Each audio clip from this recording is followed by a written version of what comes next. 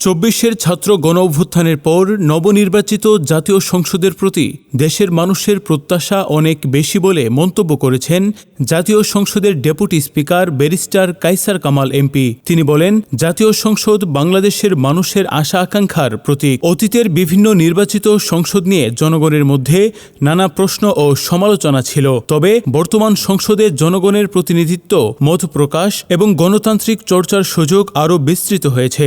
17 জুলাই শুক্রবার বিকেলে ফরিদপুরের ভাঙ্গা উপজেলার ঘারোয়া ইউনিয়নের সাউতিকান্দা গ্রামে এক ব্যক্তিগত সফরে এসে সাংবাদিকদের মুখোমুখি হয়ে তিনি এসব কথা বলেন। Deputy speaker barrister Kaysar Kamal বলেন, জাতীয় সংসদ এখন জনগণের রাজনীতি চর্চার অন্যতম মূল ক্ষেত্র।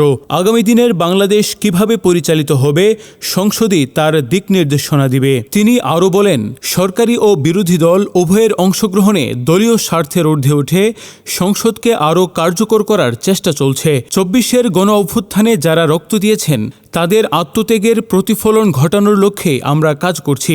ডেপুটি স্পিকারের এই সফরকালে সেখানে এক সুধী সমাবেশ ও মতবিনিময় সভা অনুষ্ঠিত হয়। এ সময় অন্যান্যদের মধ্যে আরও উপস্থিত ছিলেন ফরিদপুর 4 আসনের সংসদ সদস্য শহীদুল ইসলাম খান বাবুল, ফরিদপুর জেলা প্রশাসক মাজহারুল ইসলাম, ভাঙ্গা উপজেলা বিএনপি সভাপতি খন্দকার ইকবাল হোসেন সেলিম, সাধারণ সম্পাদক মোহাম্মদ আইয়ুব মোল্লা, উপজেলা নির্বাহী কর্মকর্তা মাহমুদুল হাসান, সহকারী কমিশনার ভূমি সাদরুল আলম সিয়াম এবং ভাঙ্গা থানার অফিসার ইনচার্জ মিজানুর রহমান।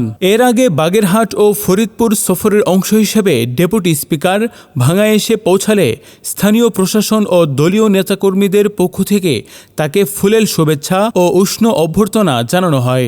যে নতুন মহান সংসদ নির্বাচিত হয়েছে, সেই সংসদের কাছে আপনারা যেমন বললেন মানুষের প্রত্যাশা অনেক, আমরা সেটা বিবেচনা করি।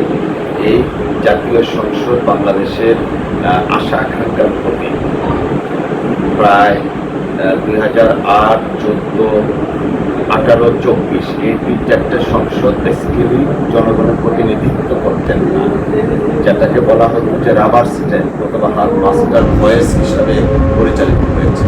এখন জাতীয় সংসদ গণতান্ত্রিক রীতিনীতি চর্চা করার জায়গা এবং এইখানে ট্রেজারি ব্যাংক অর্থাৎ সরকারি দল যারা আছেন এবং যারা আছেন প্রত্যেকেই তাদের স্ব বক্তব্য রাখতে পারছেন এবং দেশ জাতির আগামী দিনের দিক নির্দেশনা দিচ্ছেন এবং কীভাবে আগামীর বাংলাদেশ পরিচালিত হবে সেই বিষয়ে তারা সম্মতভাবে আলোচনা করছেন বিস্তারিত।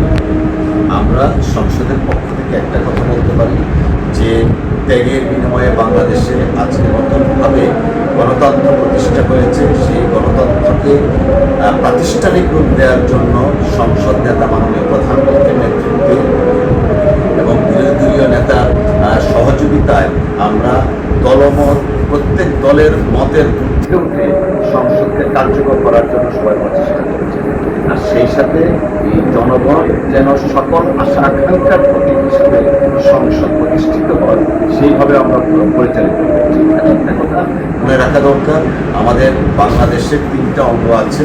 একটা মহান সংসদ উইচ ইজ লেজিসলেচার, আরেকটা জুডিশিয়ারি হচ্ছে কোর্ট, আরেকটা হচ্ছে এক্সিকিউটিভ।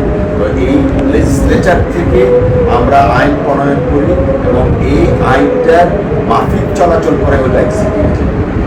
তো আমরা এই 3টা অঙ্গের মধ্যে সমন্বয় সাধন করে নতুন বাংলাদেশ, আগামীর বাংলাদেশ আমরা গড়ে তুলতে চাই, যে বাংলাদেশের জন্য আমাদের পূর্বপুরুষরা আত্মহতি দিয়েছে, রক্ত দিয়েছে, যে বাংলাদেশের জন্য আমাদের ছাত্র যুবকরা 24-এর গণ অভ্যুত্থানে রক্ত দিয়েছে, যে বাংলাদেশের জন্য অনেক মানুষ গুম হয়েছিল, নিহত হয়েছিল, ক্রস ফায়ারে গিয়েছিল, সেই নতুন বাংলাদেশ যেন আমরা গড়ে তুলতে পারি। সেই জন্য আমি সকলের সহযোগিতা কামনা করছি আমরা সংসদের পক্ষ থেকে, এবং আমরা যেন একটু ধৈর্যের পরিচয় দিই। বাংলাদেশে যে নতুন গণতন্ত্র প্রতিষ্ঠা হয়েছে সেই গণতন্ত্র হাঁটি হাঁটি পা পা করে চলছে। প্রাতিষ্ঠানিক রূপ পেতে গেলে